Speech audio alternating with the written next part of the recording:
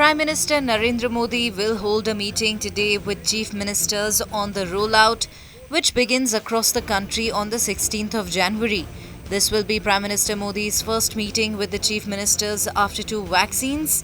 Bharat Biotech's Covaxin and Pune-based Serum Institute of India's Covishield were cleared for emergency use by the drug regulator DCGI. The transportation of Covishield vaccine from the Serum Institute of India's facility in Pune in Maharashtra is likely to start from the evening of 11th of January or on 12th of January.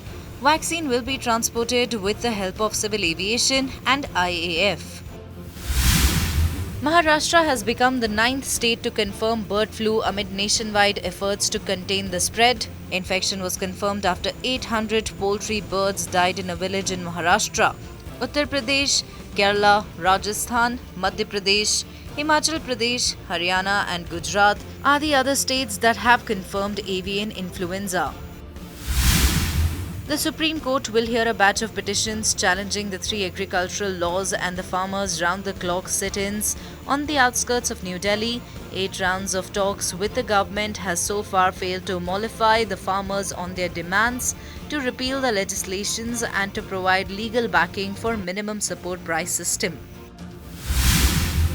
BJP President JP Nadda will be on a 2-day tour of poll-bound Assam from Monday, during which he will address a rally in Silchar and attend a number of other party programs.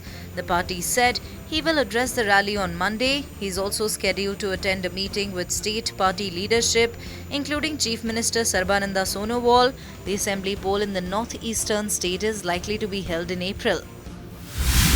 Nepal Prime Minister KP Oli on Sunday said the country is determined to bring back the 370 square kilometer disputed area at the tri-junction of Nepal, India and China under its possession through dialogue with India.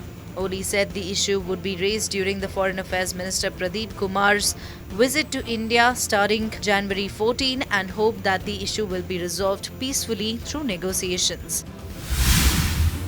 House Speaker Nancy Pelosi on Sunday said that the House will proceed with legislation to impeach President Donald Trump as she pushes the Vice President and Cabinet to invoke the constitutional authority to force him out, warning that Trump is a threat to democracy after the deadly assault on the Capitol. Pelosi made the announcement in a letter to colleagues, saying the House will first vote to push Vice President Mike Pence to invoke the powers of the 25th Amendment to remove Trump from office.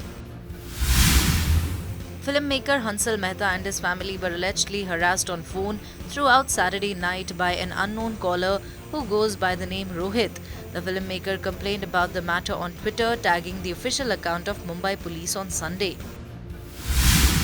Rishabh Pant's 97 and Pujara's 77 lead India's fight back on Day 5 of Sydney Test. Both Pujara Pant scored 148 runs for the fourth wicket, but Australia removed them post-lunch session.